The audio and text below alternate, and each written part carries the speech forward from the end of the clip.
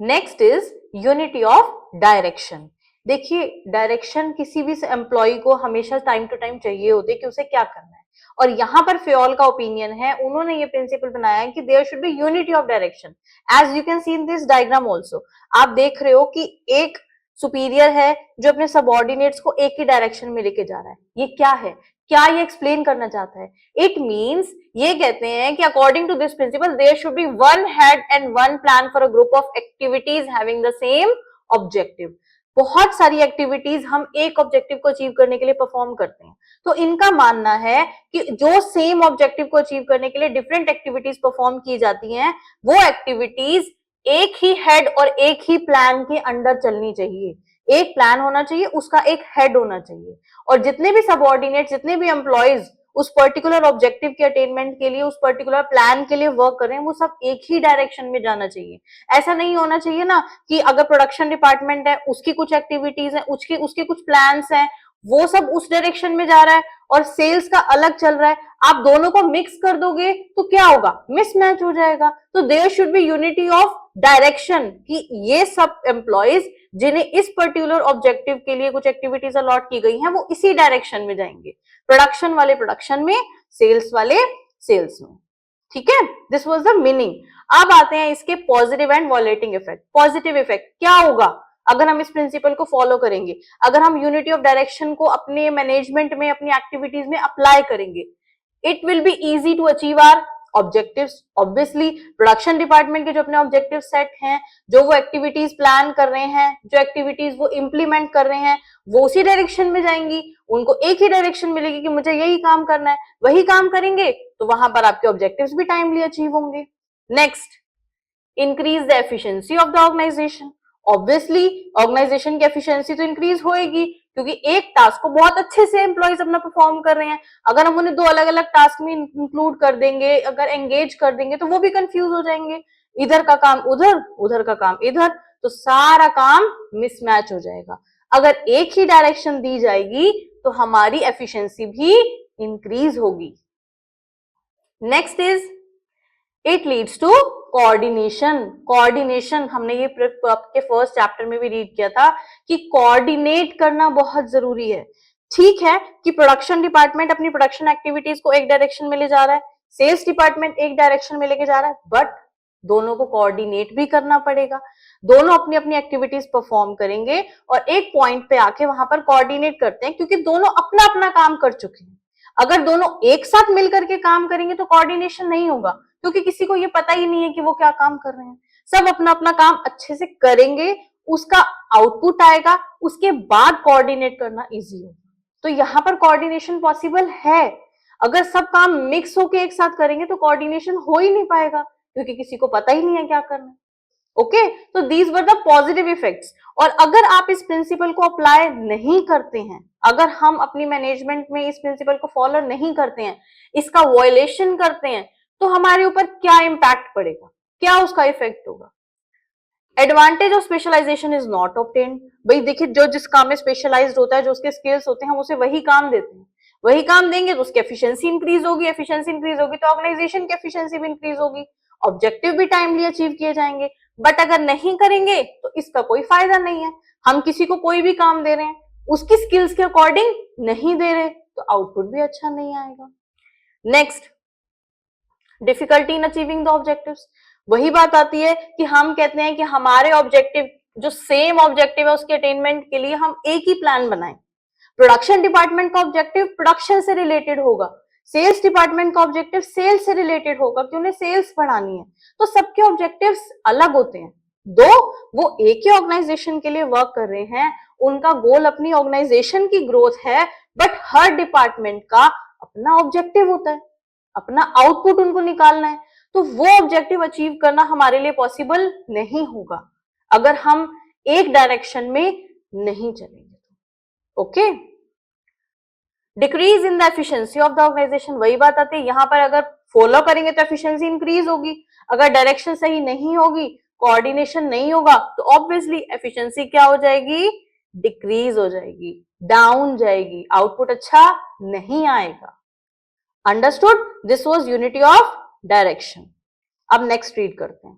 Next and sixth principle, that is subordination of individual interest to general interest. Subordination क्या होता है? Subordinate होता है जो लो लेवल पे होता है, जो नीचे होता है।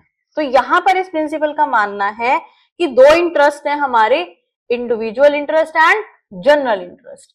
तो ये कहते हैं कि इंडिविजुअल इंटरेस्ट को जनरल इंटरेस्ट के नीचे रखना चाहिए।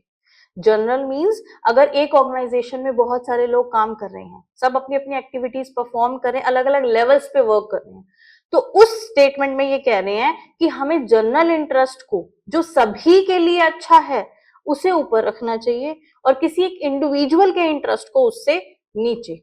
हम ये मानते हैं कि एक इंडिविजुअल की पर्सनल ग्रोथ भी होनी चाहिए, बट जब हम एक ग्रुप में वर्क करते हैं, एज अ टीम वर्क करते हैं, एक ऑर्गेनाइजेशन के लिए वर्क करते हैं, तो वहां पर हमारी प्रायोरिटी होनी चाहिए जनरल इंटरेस्ट, जो सभी के फेवर में होगा।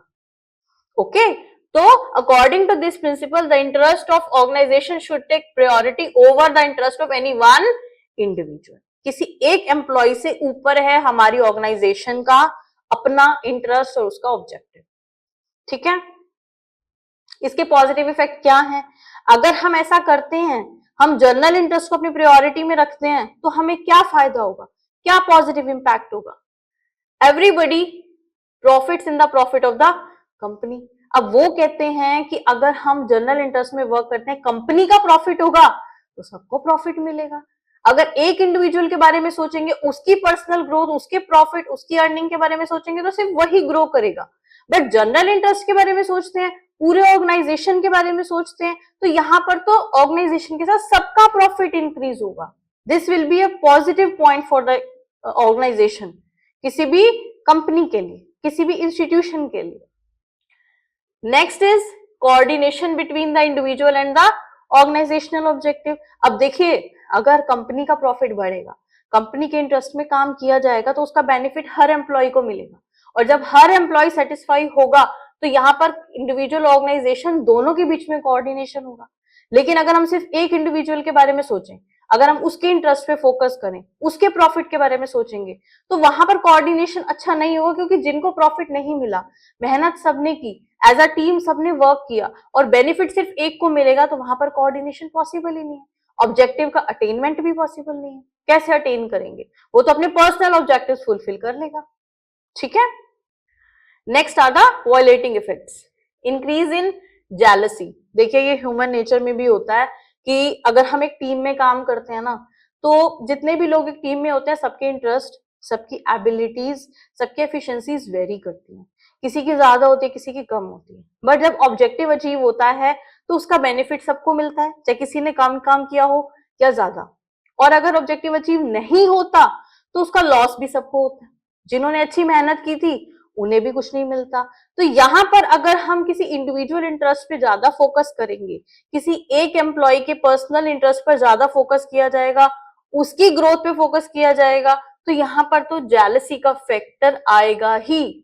दूसरे सोचेंगे कि हम क्यों करें, हमें तो कोई बेनिफिट नहीं मिला, जैसे बेनिफिट मिलेगा वही मोटिवेट होगा। तो इसीलिए ओवरऑल ऑर्गेनाइजेशन के इंटरेस्ट में वर्क करना चाहिए, उसे ही प्रायोरिटी में रखना चाहिए।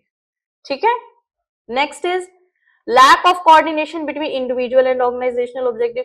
यहां पर हमने कहा था कि कोऑर्डिनेशन होगा, क्योंकि सबके फेवर में बात की जा रही है, सबको इक्वल प्रॉफिट दिया जा रहा है। अब यहां पर किसी एक के ऊपर फोकस हो जाएगा, किसी के पर्सनल इंटरेस्ट पे फोकस हो जाएगा, तो कोऑर्डिनेशन कैसे होगा? यहां पर तो सारे इंडिविजुअल्स अपना अपना फोकस करेंगे। ऑर्गेनाइजेशन का ऑब्जेक्टिव तो एक है, डिफरेंट इंडिविजुअल्स उस एक ऑब्जेक्टिव को अचीव करने के लिए सारी एक्टिविटीज परफॉर्म कर रहे थे, बट वो इंडिविजुअल्स अगर अपनी अपनी एक्टिविटीज में परफॉर्म करने में बिजी हो जाएंगे, तो हमारे ऑब्जेक्टिव कहाँ जाएंगे, ऑर्गेनाइजेशनल ऑब्जेक्टिव कहाँ जाएंगे? यहाँ पर कोऑर्डिनेशन बहुत पुअर हो जाएगा, बहुत कम हो जाएगा। ठीक है, तो it would be better for an organisation to subordinate the individual interest over general interest.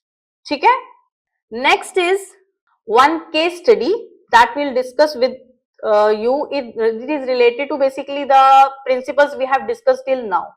Case study आपको पता है कि आपको एक केस दे देते हैं, सिचुएशन दे देते हैं कि आपको बताना है, आप इसको कैसे रिलेट करोगे, आप कैसे पॉइंट आउट करोगे। देखिए, एग्जाम में आपके पास ऑब्जेक्टिव टाइप क्वेश्चंस आते हैं, सब्जेक्टिव टाइप आते हैं, केस स्टडीज आती हैं। जो सब्जेक्टिव क्वेश्चन होते हैं उसमें आपको कह देंगे कि कोई 5 प्रिंसिपल्स एक्सप्लेन करो, एक प्रिंसिपल का नेम दे देंगे कि उसको एक्सप्लेन करो, उसके पॉजिटिव और वायलेटिंग इफेक्ट्स लिखो, तो आप अपनी मर्जी से उसमें लिख लेते हो। बट जो मल्टीपल चॉइस क्वेश्चंस होते हैं, जो केस स्टडीज होती है ना, उसके लिए आपको सभी प्रिंसिपल्स की कंप्लीट अंडरस्टैंडिंग होना बहुत जरूरी है, क्योंकि वो आपको केस दे देंगे, सारी सिचुएशन बता देंगे, आपको एक्सप्लेनेशन तो दे देंगे, अब आपसे पूछ रहे हैं कि ये कौन सा प्रिंसिपल है। तो इसके लिए आपको सभी प्रिंसिपल्स की अंडरस्टैंडिंग बहुत जरूरी है। जब तक आप किसी चीज को समझ नहीं पाओगे, उसे लिख भी नहीं पाओगे। तो अंडरस्टैंडिंग से आप किसी भी क्वेश्चन का सब्जेक्टिव आंसर तो लिख सकते हो, बट केस स्टडी सॉल्व करने के लिए ये बहुत जरूरी है कि आप हर प्रिंसिपल को, उसके हर इफेक्ट को डीपली समझो, अंडरस्टैंड करो। ओके, तो let us discuss this case study. Production manager of Beta Limited took special care of the interest and ability of his subordinates while distributing work. जब डिस्ट्रीब्यूशन हो रहा है तो हम अपने सबॉर्डिनेट्स की एबिलिटी और इंटरेस्ट का ध्यान रखते हैं। He was of the firm opinion that worker should be given one work again and again so that he may become expert in it. उसे एक ही काम बार बार दिया जाए ताकि वो इसमें एक्सपर्ट हो जाए। अब यहां पर ये पूछ रहे हैं state the principle followed here, यहां पर कौन सा प्रिंसिपल फॉलो किया गया है। सिंपल सी बात है, मैनेजर ने सबॉर्डिनेट के इंटरेस्ट और एबिलिटी के अकॉर्डिंग वर्क दिया है ताकि वही वर्क वो बार बार करे तो वो उसमें एक्सपर्ट हो जाए। यहां पर हम कौन से प्रिंसिपल की बात कर रहे हैं? सबसे पहले तो वर्क डिवाइड किया जा रहा है, यही आपको एक्सप्लेन कर रहा है, that is division of work. Okay, यहां पर वर्क को डिवाइड किया जा रहा है उनके इंटरेस्ट और एबिलिटीज के अकॉर्डिंग। हमने ये प्रिंसिपल में डिस्कस किया था कि अगर हम वर्क को इंडिविजुअल्स के इंटरेस्ट और एबिलिटीज के अकॉर्डिंग डिवाइड कर देंगे तो ऑब्जेक्टिव भी अचीव हो पाएगा और उनकी एफिशिएंसी भी एनहांस होगी। तो आपको यही चीजें समझनी है, इसी वे में अपने एग्जाम में अपने क्वेश्चंस के आंसर फाइंड करने हैं। Understood? Next is remuneration of employees. देखिए रेम्यूनरेशन क्या होता है? Remuneration is the payment basically that is made to the employees, या फिर जो भी वर्कर्स एम्प्लॉइज वर्क कर रहे हैं उसके एक्सचेंज में जो उन्हें पेमेंट्स की जाती है, जो उन्हें सर्विसेज के बदले में पैसे दिए जाते हैं। ठीक है, रेम्यूनरेशन ऑफ एम्प्लॉइज। तो इस प्रिंसिपल के अकॉर्डिंग ये कहते हैं कि employee should paid for fair remuneration which should give them at least reasonable standard of living. हमारी गवर्नमेंट भी ना जो लॉज बनाती हैं उसमें भी चाहे एक पर डे वेज जो एक लेबर की होती है या किसी मैनेजर की या सीनियर ऑफिशियल की जितनी भी अर्निंग होती है, जितनी भी उसकी सैलरी होती है, ये हमारी गवर्नमेंट ने कुछ लॉज बनाए हुए हैं कि किसी इंडिविजुअल को उसके एफिशिएंसी, उसकी एबिलिटी के अकॉर्डिंग रेम्यूनरेशन फेयर ही होना चाहिए। ऐसा नहीं होना चाहिए कि आप किसी को एक्सप्लॉइट कर रहे हो कि किसी से ज्यादा काम करवा रहे हो और उसको कम पैसे दे रहे हो, और सबके साथ इक्वल होना चाहिए। फेयर कब होगा? जब जो जैसा काम कर रहा है उसे उतना ही रेम्यूनरेशन दिया जाए, उतनी ही उसे पेमेंट की जाए। तो यहीं पर ये प्रिंसिपल कहता है कि remuneration should be paid at least उन्हें रीजनेबल स्टैंडर्ड ऑफ लिविंग मिले, इतने पैसे हों। ऐसा नहीं है कि पहले लेबर को जहां 200-250 रुपीज मिलते थे, आज पर डे लेबर वेज भी आप देखते हो 600, 700, 800 डिपेंडिंग ऑन द वर्क, वो वेरी कर रही है। वो क्यों कर रही है? क्योंकि जो बेसिक नेसेसिटीज हम पहले 200 या 250 में फुलफिल कर रहे थे, आज वो 500 या 600 में भी बहुत मुश्किल से हो पाती है। तो with the changing market conditions, जो इकोनॉमी है, जो हमारी मनी वर्थ है, वो चेंज हो रही है, तो रेम्यूनरेशन भी चेंज होना चाहिए। ऐसा नहीं है कि उनकी सैलरी सेम रहेगी, उनका रेम्यूनरेशन भी इतना होना चाहिए कि at least they can have a reasonable standard of living. अगर रेम्यूनरेशन फेयर रखेंगे, अगर एम्प्लॉइज को खुश रखेंगे, वो अपना स्टैंडर्ड मेंटेन कर पाएंगे, तो इसका क्या पॉजिटिव इफेक्ट होगा?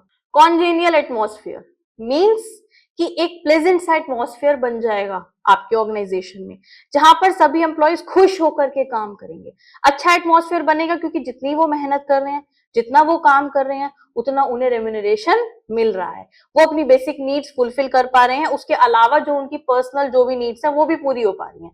तो वो अच्छे एटमॉस्फेयर क्रिएट करेंगे क्योंकि वो अच्छे मन से वहां पर काम करेंगे। ठीक है, next is smooth working of the company. Obviously अगर एक जगह में वर्किंग एनवायरनमेंट बहुत अच्छा है, सभी एम्प्लॉयज खुश होकर काम कर रहे हैं, तो काम अच्छा होगा तो वो स्मूथ भी होगा, टाइमली भी होगा, ऑब्जेक्टिव भी अटेन कर पाएंगे, कोई हिंड्रेंसेस भी नहीं होंगी, कोई फाइट्स भी नहीं होंगी, सब खुश होकर काम करेंगे। ये तो ओवरऑल इंटरेस्ट बहुत अच्छा हो जाएगा ऑर्गेनाइजेशन का, कि पर्सनल इंटरेस्ट भी हो गया और जनरल इंटरेस्ट पे भी फोकस किया गया। ठीक है। मोटिवेशन ऑफ एम्प्लॉयज, ऑब्वियसली अगर किसी इंडिविजुअल को उसकी मेहनत के अकॉर्डिंग पैसे दिए जाएंगे, रेम्यूनरेशन दिए जाएगा, अगर वो सेटिस्फाइड होगा तो वो मोटिवेट भी होगा। हम ऐसे ऑर्गेनाइजेशन के साथ ही वर्क करना चाहेंगे जो हमें हमारे काम के अच्छे पैसे देगा, जहां पर हम अपनी नीड्स फुलफिल कर पाए। Next are the violating effect, कि अगर रेम्यूनरेशन फेयर नहीं दिया जाएगा एम्प्लॉयज को एक ऑर्गेनाइजेशन में, तो उसका क्या वॉयलेटिंग इफेक्ट होगा। अगर हम उसे वॉयलेट करते हैं, इस प्रिंसिपल को फॉलो नहीं करते, तो एनकरेजमेंट कम हो जाएगा, सेटिस्फेक्शन कम हो जाएगा। वही अगर वहां मोटिवेट हो रहे हैं तो यहाँ पर सेटिस्फेक्शन नहीं होगा, एनकरेज ही नहीं होंगे काम करने के लिए, कि इतनी मेहनत कर रहे हैं, सारा दिन काम कर रहे हैं, बट इतना आउटपुट नहीं आ रहा, हमारा रेम्यूनरेशन इतना नहीं है कि अपनी बेसिक नीड्स पूरी कर सकें। हम क्यों जॉब स्विच करते हैं, हम कहते हैं ना कि यहाँ पर तो मेरा काम नहीं चल रहा, इतने पैसे में मेरी नीड्स पूरी नहीं हो रही, तो हम दूसरे ऑर्गेनाइजेशन की तरफ स्विच कर जाते हैं जहां हमें अच्छा रेम्यूनरेशन मिलेगा। तो अगर आप फेयर नहीं करोगे तो यहाँ पर जो एम्प्लॉयज का सेटिस्फेक्शन है वो डाउन जाता जाएगा और टर्नओवर भी ज्यादा हो जाएगा, एम्प्लॉयज दूसरे ऑर्गेनाइजेशन की तरफ शिफ्ट करना स्टार्ट कर देंगे। एनकरेजमेंट ऑफ द ऑनेस्टी, वही बात आती है कि ऑनेस्टी मतलब हम कहते हैं honesty is the best policy. वो ऑनेस्टी कब आएगी, वो एम्प्लॉयज अपने मन से ईमानदारी से कब काम करेंगे, जब हम उन्हें इंपॉर्टेंस देंगे, जब हम उनकी नीड्स का ध्यान देंगे, वो तभी एनकरेज होंगे। अगर हम उनका ध्यान नहीं देंगे तो वो हमारा ध्यान क्यों देंगे। Understood. So this was the principle remuneration of employees. ठीक है।